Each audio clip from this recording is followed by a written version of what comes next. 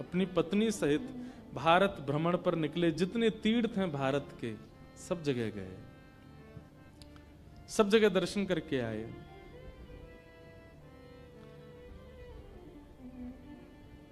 पास के कर्नाटक में एक विजयनगर नाम का एक स्थान है, वहां के राजा पुरंदरदास जी के परम भक्त हो गए। लेकिन वो राजा केवल श्री वेंकटेश तिरुपति बालाजी भगवान को ही भगवान मानते थे। वो कहते थे परमात्मा पृथ्वी पर केवल वेंकटेश भगवान है। तो पुरंदरदास जी को लेकर के वेंकटेश भगवान के दर्शन करने को गए। आपने वहां जाकर के भी ठाकुर जी का संकीर्तन गाया। और सबसे बड़ी बात थी, श्री पुरंदरदास जी की जिस जिस प्रांत में गए वहां की भाषा में कीर्तन गाते थे।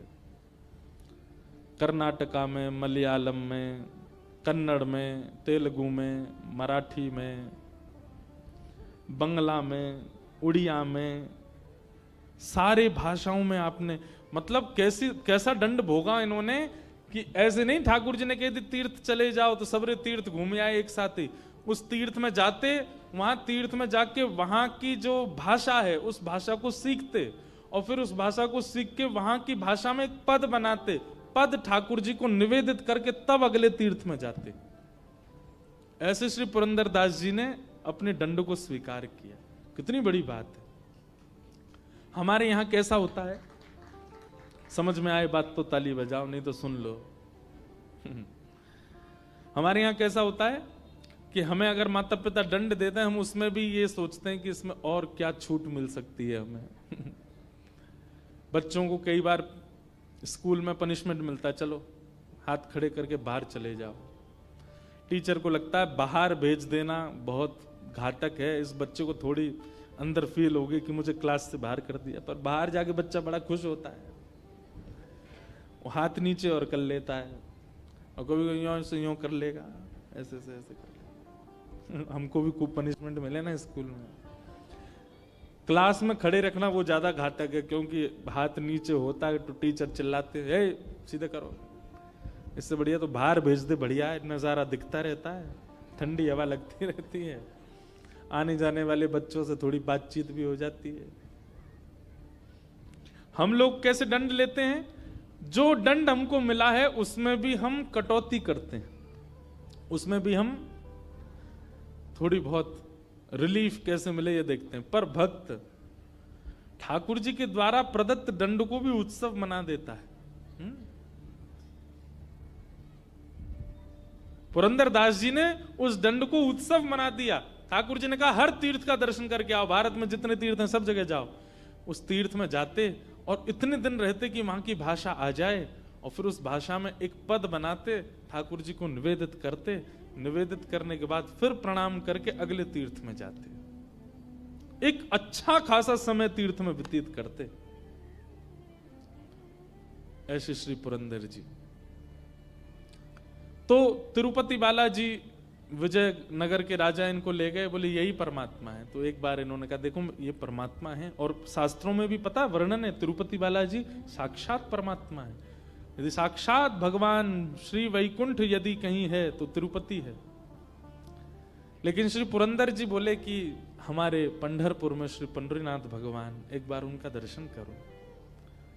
तो विजयनगर के राजा फिर पंढरपुर आए, और जैसे ही पंढरीनाथ भगवान की छवि को देखा, कमर पर हाथ, सुंदर ते ध्यान उभे विटेवरी, सुंदर ते ध्यान उभे विटेवरी, सुंदर ते ध्यान उभे विटेवरी, सुंदर ते ध्यान कर कटावरी थे बुनिया, सुंदर ते ध्यान उभे विटेवरी, सुंदर ते तुलसी हार गला कासे पीतांबर, तुलसी हार गाइए, ये तो आपकी भाषा में है। हरी मैया ऐसे गा रहे हैं जैसे आज एकादशी आप लोगों की है। भाई हम वृंदावन के मराठी में गा सकते हैं, आप तो महाराष्ट्र के हो, क्यों नहीं गा रहे हो? कैसे हैं ठाकुर जी? तुलसी हार गला कासे पीतांबर, तुलसी हार। बहुत बढ़िया भाई लोग पास हो गए हमारे। एक बार भाइयों के लिए ताली बजाओ। माताओं की आवाज नहीं निकल रही है। अभी नवरात्रि खत्म हो गया, एकादशी भी चली गई। आज कौन सी? आज त्रयोदशी है? अब तो द्वादशी है। आवड़े निरंतर आवड़े तेची रूप सुंदर ते ध्यान, उभे विटेवरी सुंदर ते ध्यान, हे उभे विटेवरी सुंदर ते ध्यान। मकर कुंडले तलपति श्रवणे, मकर कुंडले तलपति, कंठी कौस्तुभ कंठी कौस्तुभ मणि विराजित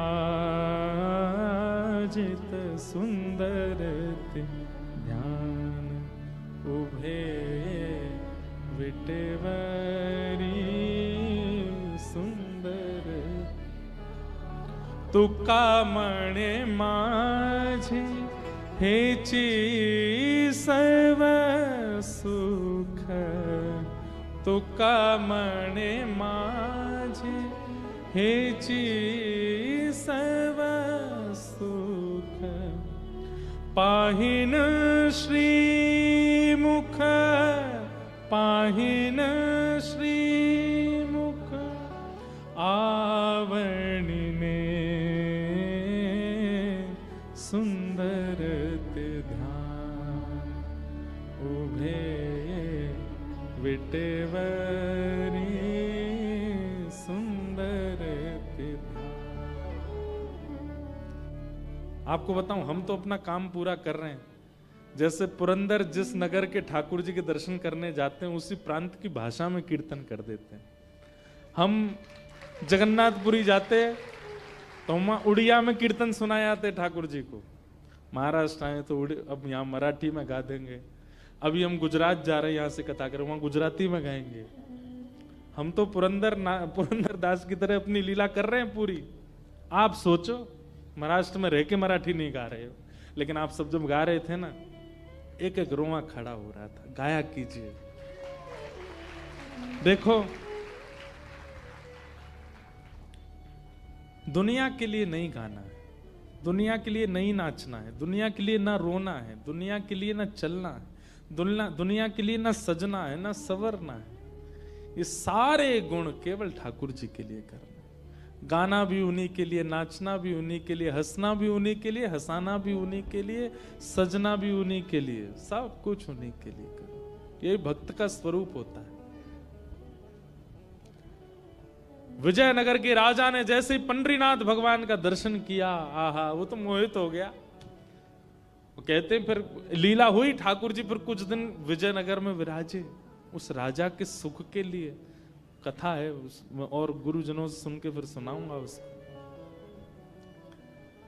तो पुरंदर दास सारे नगरों में जाते और सब प्रांतों में, तीर्थों में जाकर के वहां के ठाकुर जी का कीर्तन गा करके उनको आनंदित कर देते। अब ऐसा होने लगा कि पुरंदर दास जैसे ही प्रवेश करते थे मंदिर में सुगंधी तो रहती ही है, लेकिन पुरंदर दास के आते ही अद्भुत सुगंधी वातावरण इतना सुगंधित हो जाता और श्री ठाकुर जी ऐसे चमकने लग जाते जैसे कोई मणि चमक रही हो। अब तो ये होने लगा कि लोग बाग समझ जाते थे, जैसे ही सुगंधी आती ठाकुर जी चमकते तो सब पीछे देखते जरूर पुरंदरदास आया होगा। उसको देखने के लिए ठाकुर जी लालायित रहते थे। ये वही हैं 1 रुपया 1 कील के पीछे वो कर दिया था। ठाकुर जी को जिस पर कृपा करनी होती है वो कितना भी अधम हो, अधम को भी अपना परम भक्त बना लेते हैं। बस कृपा होनी चाहिए। अब इसमें एक बात आएगी तो आप लोग कहीं ये सोचने लग जाओ हम भी कंजूस हो जाएं, हम पे भी हो जाए कृपा। आपने कथा सुन ली, अब नहीं होगा ये काम। नहीं सुनी होती और आप कंजूस स्वाभाविक होते तो कुछ होता भी। अब सुनकर के अगर दोष उत्पन्न करने जाओगे तो मार और पड़ेगी ठाकुर जी से, नहीं होगी कृपा। तो कहीं इससे आप प्रेरित मत हो जाना कि पुरंदरदास पर भी तो कितनी कृपा। दूसरी बात, पुरंदरदास भले कंजूस था पर उनकी धर्म पत्नी वो तो भक्त थी ना, उसकी कृपा से उसको ठाकुर जी मिल गए। भाई देखो पाणी ग्रहण संस्कार ब्याह होता है ना, वो पत्नी का नाम पाप पत्नी नहीं है, भोग पत्नी नहीं, उसका नाम ही है धर्म पत्नी। वो जो भी धर्म करेगी अगर चाहेगी तो आपका कल्याण होगा उससे। इसलिए भैया रोज हाथ जोड़ा करो इनके आगे, थोड़ा बहुत हमको भी दे देना अपना पुण्य। वैसे पत्नियां अपने लिए करती नहीं है, करती अपने पति बच्चों के लिए, वो अपने लिए करती कहां है। दुनिया में जितने भी पुरुष सर्वश्रेष्ठ हो रहे हैं वो सब अपनी पत्नी की कृपा से ही हो रहे हैं। और इसका प्रमाण लक्ष्मी जी इन्हीं की कृपा से ये इतने पूज रहे हैं पूरी दुनिया में। पत्नी का बहुत बड़ा रोल होता है पति को कुछ बनाने में। तो अब पुरंदरदास की बड़ी ख्याति हो गई पूरे पंढरपुर में। या तो भीड़ पंडरीनाथ जी के दर्शन करने को होती है या पुरंदर के दर्शन करने को होती है। लोग उनका कीर्तन सुनने जाते थे, बैठते थे। वैष्णव को चाहिए अगर बहुत मान सम्मान प्रतिष्ठा मिलने लग जाए तो प्रतिष्ठा देने वाले को रोक तो नहीं सकते, पर हाथ जोड़ करके उसी समय नेत्र बंद करके ध्यान करे कि हे नाथ मैं इस लायक नहीं हूं, ये सब आपकी कृपा है, ये आपका ही है। ठाकुर जी बोले अब थोड़ी सी और परीक्षा ली जाए पुरंदरदास की। पहले तो इसको हमने अत्यंत कंजूस से अपना दास बना लिया, अब ये दास बन गया है, अब इसका मन कैसा है इसकी थोड़ी परीक्षा ली जाए। तो पंढरपुर में एक नृत्यांगना थी, एक नृत्य करने वाली, बहुत अच्छा नृत्य करती थी वो। उसका नृत्य देखने के लिए बड़े बड़े दूर से लोग और कुछ मनचले लोग ही जाते हैं देखने के लिए। लेकिन वो थी तो नृत्यांगना, अपना जीवन यापन करने के लिए नृत्य करती थी, पर श्री पंडरीनाथ भगवान से बहुत प्रेम करती थी, भक्त थी। लेकिन मजबूरी में उसको ऐसा करना पड़ता था क्योंकि घर चलाना है। ऐसी थी कि उसके मन में ये भावना आती थी, वो जब लोगों को सामने देखती थी और जब उसकी वाहवाही करते थे ना लोग, हा हा क्या नाचती हो तुम, क्या बढ़िया, लोग उस पर धन लुटाते थे, तो वो उस समय नेत्र बंद करके सोचती कभी पंडरीनाथ मेरे सामने ऐसे बैठे हों और मैं उनको नृत्य करके रिझाऊं, उनके सामने नाचूं, कभी मेरे नाथ मेरे नृत्य देखने के लिए आवे। और वो रोज पंढरपुर जाती, पंडरीनाथ विठल भगवान का दर्शन करके उनसे यही प्रार्थना की कि कभी आप मेरा नृत्य देखने आओ। वैसे है वो पवित्र नृत्य तो नहीं है, लेकिन नाथ मेरा भाव बहुत पवित्र है, कभी मेरे नृत्य में आप पधारो। तो पंडरीनाथ के पास में बहुत लंबा निमंत्रण था, बहुत दिनों से निमंत्रण था। ठाकुर जी बोले भाई ये रोज हमको निमंत्रण देके जाती है, एक दिन चलें इसके नृत्य में, थोड़ा देख के आवे। ठाकुर जी बोले ऐसे गए तो हो गया काम, क्या करें। तो बैठे बैठे ठाकुर जी बोले ओहो इस नृत्यांगना का निमंत्रण है बहुत दिनों से और पुरंदर दास की हमको परीक्षा भी लेनी है। तो ठाकुर जी ने पुरंदर दास का ही रूप धारण किया और पुरंदर दास का रूप धारण करके उस नृत्यांगना का नृत्य देखने गए ठाकुर जी। महाराज जैसे ही पुरंदर दास का उस सभा में प्रवेश हुआ, सब हक्का बक्का रह गए और सबके मुंह पे आता, अरे ये पुरंदर दास यहां। औरों की तो चले क्या, वो नृत्यांगना भी रुक गई, पुरंदर दास आए नृत्य देखने। आए तो जो खा पी रहे थे लोग वो सब सतर्क हो गए, सब सम्मान करते थे उनका, थोड़े दूर खड़े हो गए, सब हाथ जोड़ करके सबने मुंह पोंछा, अपने हाथ वाथ धो लिए, भैया पुरंदर दास आए, कुछ कहने आए होंगे। नृत्यांगना भी रुक गई एक कोने में जाकर के, बोलो ये क्यों आए, कुछ समाचार देने आए, कुछ कहने आए, उपदेश करने आए, कीर्तन सुनाने क्यों आए हैं। पुरंदर दास बोले कहाँ बैठते हैं लोग, अच्छा इनमें बैठते हैं। तुरंत एक मसनद ली, उस पर ऐसे हाँ नाचो, तुम नाचती क्यों नहीं, हम तुम्हारा नृत्य देखने आए। और वहां सब लोग राम राम राम राम, सुबह भक्ति करता है, मंदिर में जाके करताल बजाता है, मंजीरा पीटता है, बता नृत्य देखने आया। लेकिन वो नृत्यांगना जो थी ना, उसके नेत्र सजल हो गए। बोले हरि तो नहीं आए लेकिन हरिजन आए हैं, ये जरूर मेरे पंडरीनाथ ने भेजे होंगे। एक बात कहें भैया, हरि यदि प्रसन्न हो गए तो हरि प्रसन्न हो तो वैकुंठ देत। हरि अगर प्रसन्न होंगे तो वैकुंठ देंगे, लेकिन हरिजन यदि प्रसन्न हो गए तो वो तो हरि को ही दे देंगे आपको। इसलिए हरि प्रसन्न हो इसकी ज्यादा इच्छा मत रखो, हरिजन प्रसन्न हो, हरि के भक्त प्रसन्न हो। नृत्यांगना तो नेत्र सजल हो गए उसके और वो नृत्य करने लगी और ये भावना करने लगी कि ये हरिजन नहीं, साक्षात मेरे विट्ठल आए आज मेरा नृत्य देखने। वो स्वयं तो नहीं आएंगे, इसलिए पुरंदर दास को भेज दिया है। भावना बहुत ऊंची चीज है बंधुओं। आज इसी भाव से कथा का प्रारंभ किया, तो भावना करना प्रारंभ कीजिए। और नृत्यांगना ने ऐसा नृत्य किया, बहुत सुव्यवस्थित किया, उसमें कुछ किसी भी प्रकार का ओछापन नहीं था नृत्य में, बहुत अच्छा नृत्य किया। और नृत्य करके जब नृत्य में द्रुत गति उसने पकड़ी, पुरंदर दास तो ताली बजाने लगे, पुरंदर दास भी नृत्य करने लगे। अब संग वाले कहे राम राम राम, ये तो क्या जमाना आ गया, कलयुग, घोर कलयुग आ गया है। लोग बाग तो चिढ़ने वाले तो सबके होते हैं भाई, किसी जिसका सम्मान बहुत होता है ना, जिसके बहुत प्रेम करने वाले होते हैं, उससे प्रेम करने वालों से ज्यादा चिढ़ने वाले होते हैं। अब तो वही सब जो पहले से वहां बैठे थे वो दौड़ दौड़ करके गए और नगर के लोगों को निमंत्रण, आओ आओ आओ दिखाएं, तुमको दिखाएं, देखो वहां नृत्यांगना का नृत्य देखने कौन आया। और वहां लोग पहले तो अरे नहीं ऐसी जगह हम नहीं जाएंगे, अरे तुम नहीं जाओगे, तुम जिसका सत्संग सुनते हो वो पुरंदर दास बैठा है वहां पे, चलो देखो। सब जाकर के देखें पुरंदर दास को, तो अरे राम ये बैठे यहां पर नृत्य देख रहे हैं। पूरे नगर में हवा की तरह बात फैल गई।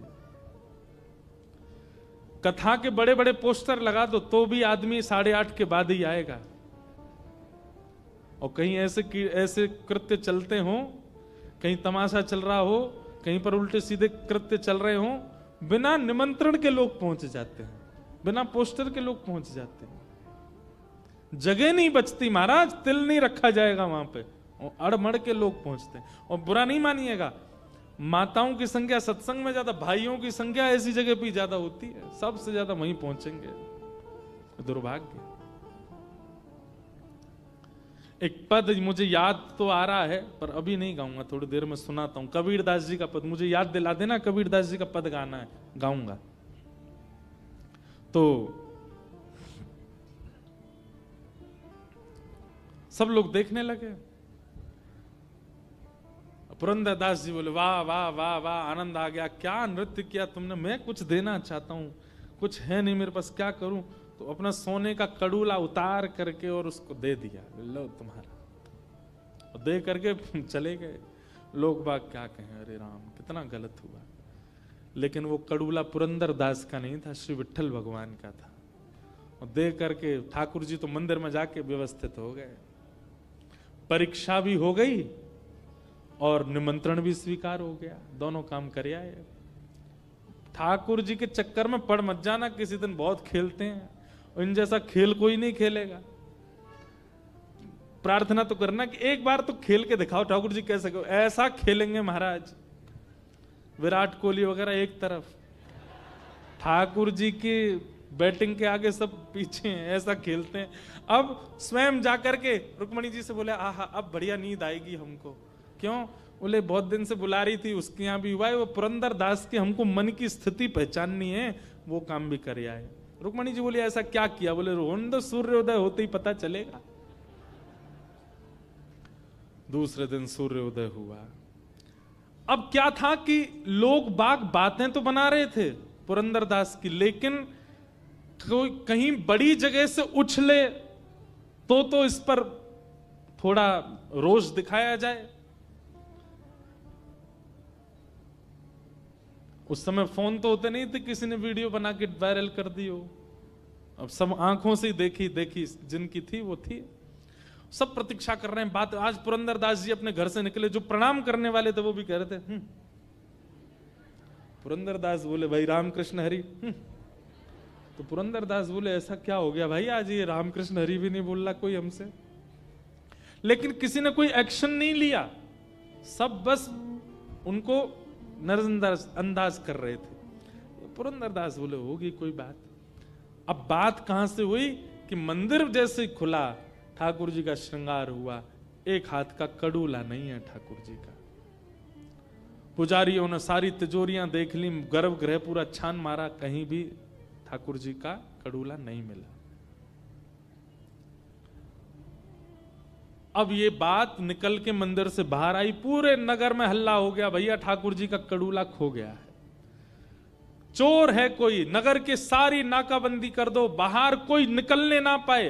अगर चोर कहीं भाग गया होगा तो बाहर ढूंढेंगे, अगर अभी भी नगर में तो कहीं भागने ना पाए और सबकी तलाशी ली जाए। कड़ूला चोरी होने की खबर जैसे ही लोगों तक पहुंची तो जो लोग रात में नृत्य में थे वो सब मंदिर पहुंच गए। वैसे कभी मंदिर नहीं जाते थे, आज पहुंच गए। नहा धोकर के तिलक लगा के बाल वाल काट के बोले ठाकुर जी का कड़ूला खोया। बोला हाँ। उसमें 2 शेर बने थे। बोले हाँ।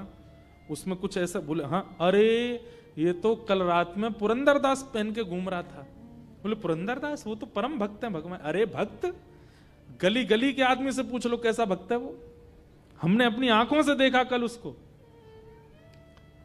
पुजारियों के मन में विश्वास तो नहीं आ रहा था कि ऐसा कुछ होगा, पर जब हर एक व्यक्ति से पूछा गया तो सब ने कहा, बोले कि हमने अपनी आंखों से देखा, कल रात में वो वहां थे और वहीं उन्होंने प्रसन्न होकर के नृत्यांगना को वो कड़ूला उतार के दिया। हो सकता है कि वो कड़ूला पंडरीनाथ जी का ही हो, और नहीं तो आप वो नृत्यांगना के घर की तलाशी ले लो। सब लोगों ने जाकर के जब नृत्यांगना से उसको पकड़ा और उसको पूरे घर की तलाशी ली, कड़ूला मिल गया। और उससे पूछा किसने दिया तुमको, सच बताओ नहीं तो तुम्हारे प्राण हरण कर लेंगे। किसने दिया?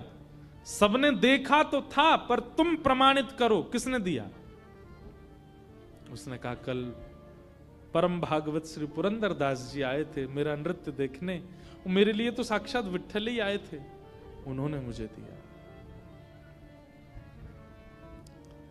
पूरा पंढरपुर इकट्ठा हो गया, सब पहुंच गए पुरंदर दास के घर के बाहर। और आज तक जिसकी खूब जय जय होती थी, आज द्वार पर जाकर के मानो जैसे द्वार तोड़ देंगे लोग।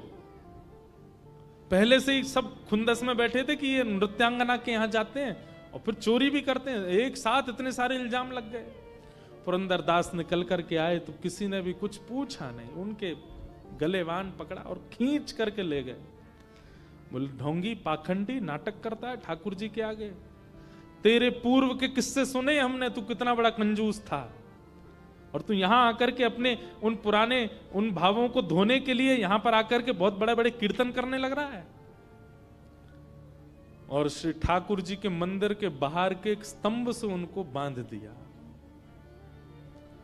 और बांध करके एक एक व्यक्ति आता है और एक एक हाथ देता है। पुरंदर दास कह रहे हैं मेरा दोष क्या है, ये तो बता दो।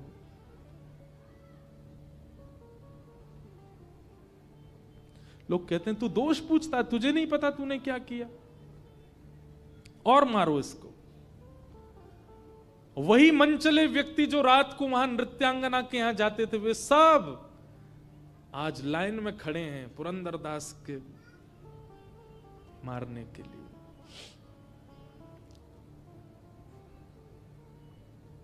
रुक्मणी जी बोली, विठोबा ये क्या हो रहा है? ठाकुर जी बोले, मुझे पीड़ा तो है पर मुझे ये परीक्षा लेनी है थोड़ी सी, ताकि भक्तों को पता चले कि मेरे वैष्णव कैसे होते हैं। रुक्मणी बोले, आप इतने निष्ठुर कैसे होते? बोले, निष्ठुरता नहीं, पुरंदर के हृदय में झांक करके देखो, वो जिस अवस्था में है, जिस स्थिति में है, ऐसी स्थिति में अगर कोई व्यक्ति आएगा तो उसके मन में क्या आएगा? रुक्मणी जी बोले, उसके मन में यही आएगा कि मेरा दोष क्या है, मेरे पाप क्या है, मेरे अवगुण क्या है, मैंने ऐसा क्या किया जो मेरे साथ ऐसा व्यवहार किया जा रहा है, वो यही सोचेगा। रुक्मणी, ठाकुर जी बोले, रुक्मणी एक बार पुरंदर के हृदय में झांक करके देखो कि उसके मन में क्या चल रहा है। लोग बाग बारी बारी से आकर के पुरंदर दास के ऊपर हाथ बरसा रहे हैं, और पुरंदर दास मन में पता क्या सोच रहे हैं? मेरा क्या अपराध था? ओ, ठाकुर जी ने मुझे तीर्थ यात्रा पर भेजा था ना, जरूर मैं तीर्थों में गया था, तो वहां मेरे से हो सकता है कुछ अपराध भोजन का हो गया होगा, किसी वहां के वैष्णव को मैंने पीड़ा दे दी होगी, किसी से ऊंची आवाज में बोल गया होऊंगा, या मैंने किसी प्रकार का कोई अपराध तीर्थों में किया होगा। भाई शास्त्र कहते हैं, अन्य क्षेत्रे कृतम पापम तीर्थ क्षेत्रे विनश्यति, और तीर्थ क्षेत्रे कृतम पापम वज्रलेपो भविष्यति। आप पूरी दुनिया में कोई भी पाप करोगे, तीर्थ में जाने से आपका वो पाप नष्ट हो जाता है, पर तीर्थ में यदि कोई पाप आपसे हो गया तो वो तो पत्थर की लकीर है, उसको कोई नष्ट नहीं कर सकता। अगर जगन्नाथपुरी, बद्रीनाथ, द्वारिका में आपने कोई पाप किया, पत्थर की लकीर है, वो तो आपको भोगना ही पड़ेगा, वो मिटेगा नहीं। तुरंत ये बात सोच करके और पुरंदर हंसने लगे, बोले, वाह वाह, जय हो विठ्ठल भगवान, तुम्हारी जय हो। मैंने तीर्थों में पाप किए थे और मेरे वो पाप पत्थर की लकीर हो गए, तो आपको चिंता हो गई कि मेरे पुरंदर दास के पाप अब पत्थर की लकीर हो गए, इनको मैं कैसे मिटाऊं। तो आपने ये योजना अपनाई कि पंढरपुर के लोगों से आज मुझे दंड दिलवा करके जो मेरे तीर्थों के पाप हैं उनको आप नष्ट कर रहे हो। ठाकुर जी, मैं प्रसन्न हूं, आप जितने चाहे वैष्णवों को भेजिए, मैं सबके द्वारा दिए गए इन दंडों को स्वीकार करूंगा। ये देख करके रुक्मणी जी के नेत्र सजल हो गए।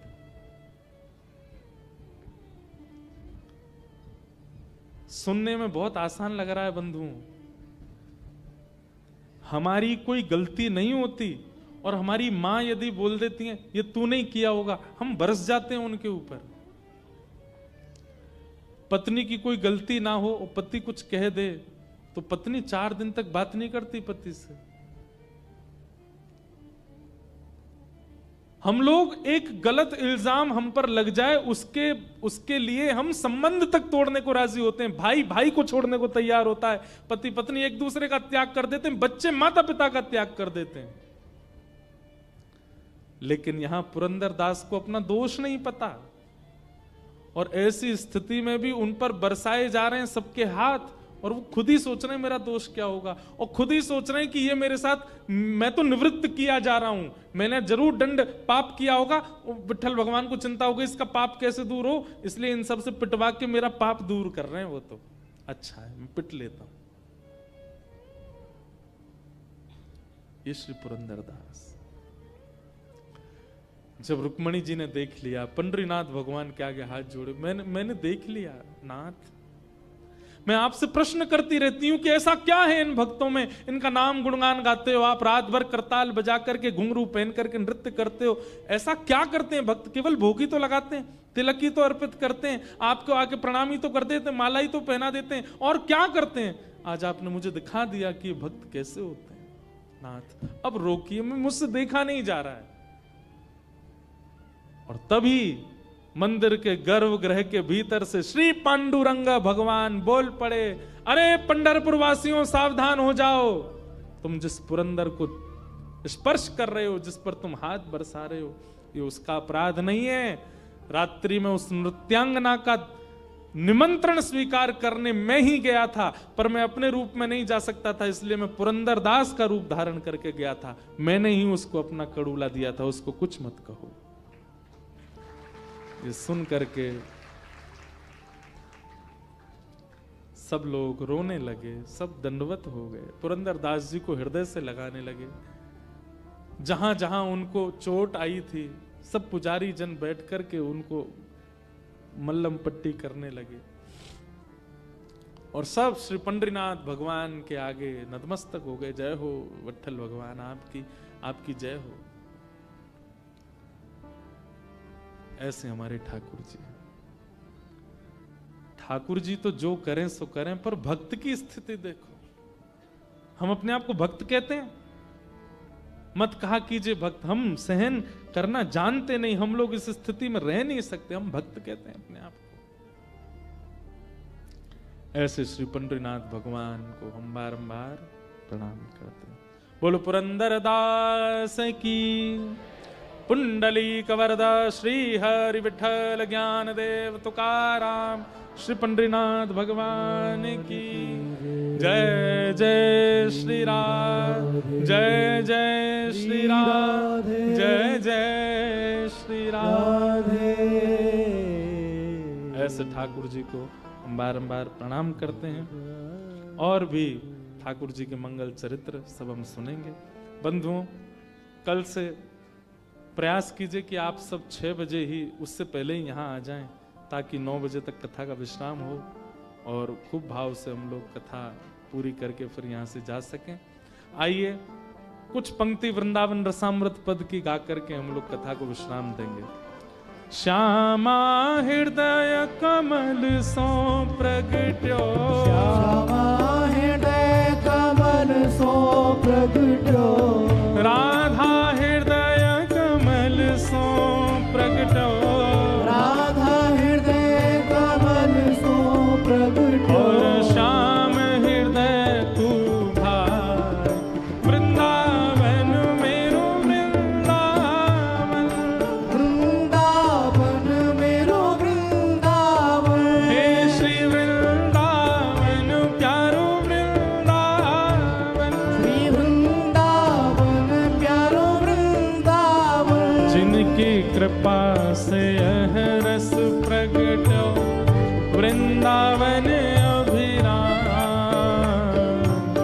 जिनकी कृपा से यह रस प्रगट्यो, वृंदावन अभिराम। हे सप्त निधिन को ही उजियारो, सप्तनिधिन को ही उजियारो, हम सबको मिलवावे वारो, हम सबको मिलवावे वारो, हे हमारो गिरधर लाल, वृंदावन मेरो वृंदावन, हे वृंदावन मेरो वृंदावन, हे श्री वृंदावन प्यारो वृंदावन, हे वृंदावन प्यारो वृंदावन, यह आनंद करवावे वारो, यह आनंद करवावे वारो, हमारो गिरधर लाल, वृंदावन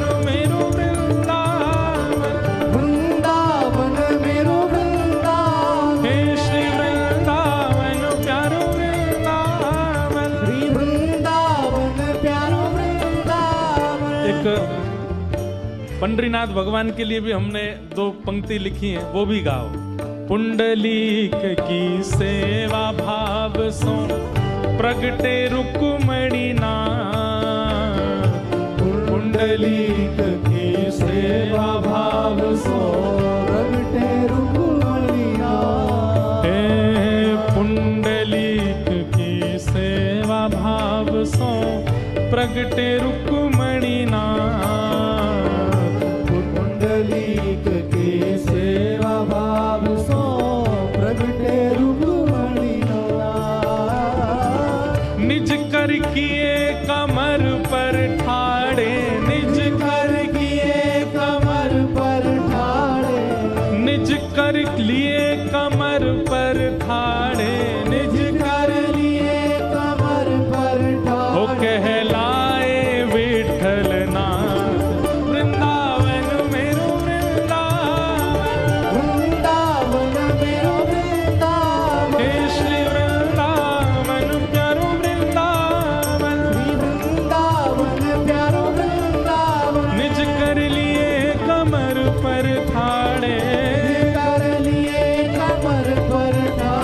कहलाए विठल नाथ।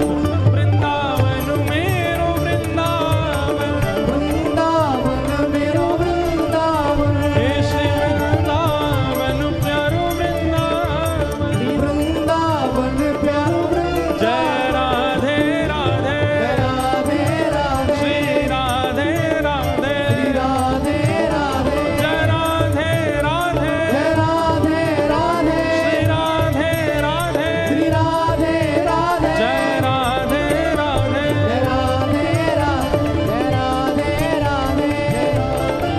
राधे, जय राधे राधे, जय राधे राधे, जय राधे राधे, जय राधे राधे, जय राधे राधे, जय राधे राधे, जय राधे राधे, जय राधे राधे, भुजा उठा के राधे, जय राधे राधे, राधे राधे, श्री राधे राधे, जय राधे राधे, जय राधे राधे, राधे राधे, श्री राधे राधे, राधे राधे, जय जय श्री राम, जय जय श्री राम, जय जय श्री राम। बोल पंडरीनाथ भगवान की, श्री वृंदावन बिहारी लाल की, राधा रमण लाल की, श्री लक्ष्मी मैया की, पूछ री के लौटा की, हु प्यारे। क्या बात है वंशी वारे, शाबाश। एक दो विशेष जानकारी आप लोग ध्यान से सुनो। आज है 9 तारीख, कल 10, परसों 11 और 12, कथा 12 तक यहाँ पर है ना। 12 तारीख को जो कथा है वो सुबह सुबह होगी, सुबह 7 बजे से होगी। ये रात में 6 बजे और अंतिम दिन की कथा सुबह 7 बजे। आप सब लोग समय से आ जाना, क्योंकि फिर हमको आगे प्रस्थान करना है। तो इसलिए विश्राम दिवस की कथा सुबह 7 बजे से, आप सब लोग समय का ध्यान रख के आ जाइएगा। और श्री गिरधर लाल जी के, प्यारे गिरधर लाल जी के दर्शन 11 तारीख को, यानी कि कल 10, परसों 11 तारीख को सुबह 11:30 बजे से होंगे। और कहाँ होंगे? महारानी हॉस्पिटल के पास ताराबाई पार्क में। तो आप सब लोग सुबह क्यों ये पार्क खुला है? खुला हुआ पार्क है, गर्मी तो नहीं लगेगी यहाँ? अच्छा वहीं है, नहीं बढ़िया, धूप नहीं लगेगी, आ जाना। हाँ, सुबह 11:30 बजे से लेकर के 12:30 बजे तक गिरधर लाल जी के दर्शन होंगे। तो 11 तारीख को ही आप लोग आइएगा, सुबह 11:30 बजे से 12:30 बजे तक सब लोग सादर आमंत्रित हैं। फ्राइडे को, आज वेडनेसडे है, कल थर्सडे, फ्राइडे को ठाकुर जी के मंगलमय दर्शन होके, और शनिवार को 12 को है कथा विश्राम यहाँ, 12 को सुबह 7 बजे से। आप सब लोगों को जय श्री कृष्ण। हाँ क्या? अच्छा, कबीरदास जी का पद अब तो खड़े हो गए सब लोग, कल सुनाएंगे पक्का, कल पद पक्का का, कल याद दिला देना हमको। लेट याद दिला रहे हो भैया आप लोग, कल जल्दी याद दिला देना। हाँ अभी सुनाएंगे, रुक जाओ, 4 दिन यही है आप लोगों के पास, आओ रोज। अब ये सरप्राइज है, कब सुनाएंगे। सबको जय श्री कृष्ण, जय सिया राम, जय श्रीमन नारायण, आरती बाल कृष्ण।